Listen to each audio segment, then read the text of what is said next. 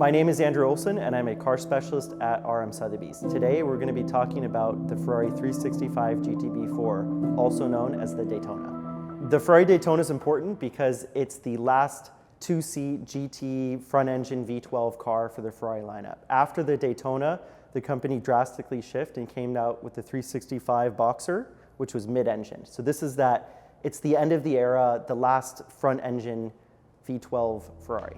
You know, in the early 1960s, mid-engine cars started taking over winning races, and Ferrari changed from the 250 GTO, which was a front-engine car, to the 250 LM, which was mid-engine.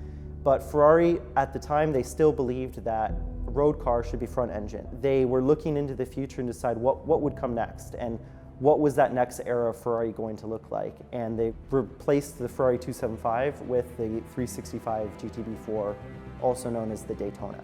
So what makes the Daytona special is that it's a snapshot in time. It was the best of that period, and it's actually still surprisingly fast and amazing to drive today. You know, it'll do 180 miles an hour. They look great, sound great. The performance is far above what most people would expect for the period.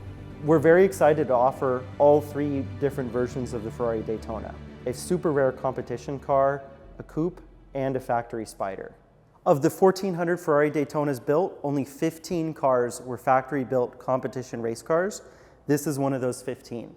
This example was built for Luigi Canetti's North American racing team, known as NART. It raced at Le Mans in 1974. It also raced 3 times at the 24 Hours of Daytona, even winning the GT class in 1975.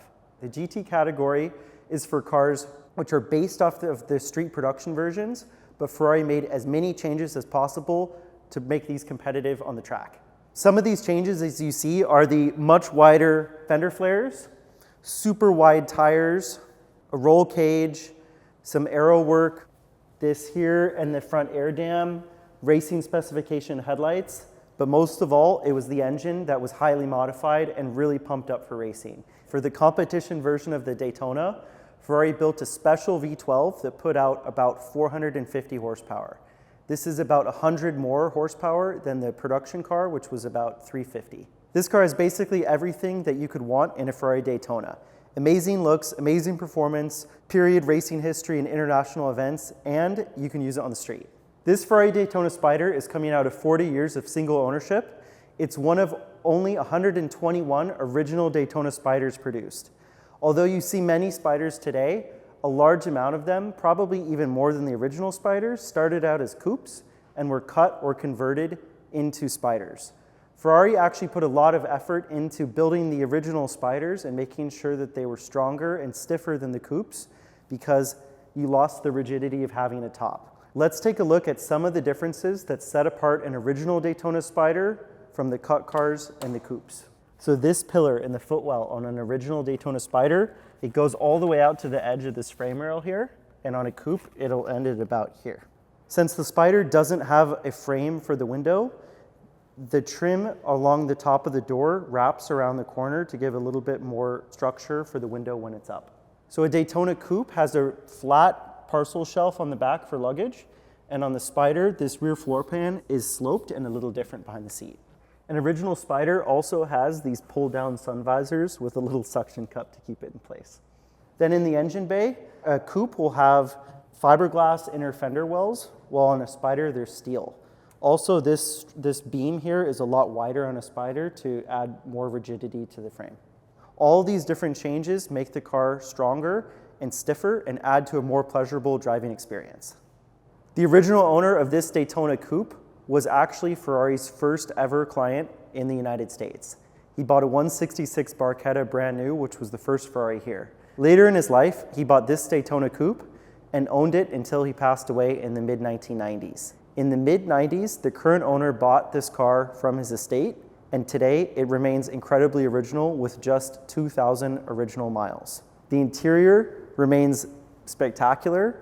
All of the leather and dash are extremely well preserved. And let's take a look inside. So all Daytonas had this seat insert with this pattern and the vents in it. These seats became known as Daytona seats. They were later found on the Ferrari 288 GTO, and you can still order your Ferrari today with Daytona seats. The dashboard material is It's known as mouse hair, which isn't actually mouse hair, of course. It's a fabric with a fine kind of fuzziness to it. It reduces glare from the windshield.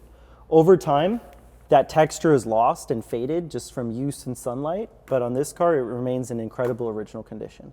You know, as a collector car, the Ferrari Daytonas today are, as long as they've been well cared for and serviced properly, they're surprisingly reliable. It's a car you just don't really want to stop driving. It's an addicting combination of the sound, performance, styling. You know, as a car specialist at RM, I'm very lucky to drive all sorts of different cars, and there are a lot of old cars might look really exciting, and you have these high expectations in your mind for how they're going to drive and how the experience is going to be. Old cars sometimes just don't live up to those expectations. Sometimes the styling of the car is ahead of what the performance was, and it still drives like a 60-year-old car.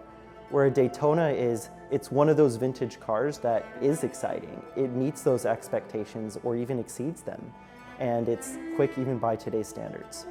All three Ferrari Daytonas that we have here today are really interesting quality examples that are coming from great homes, and we'll look forward to helping place them with their next caretakers.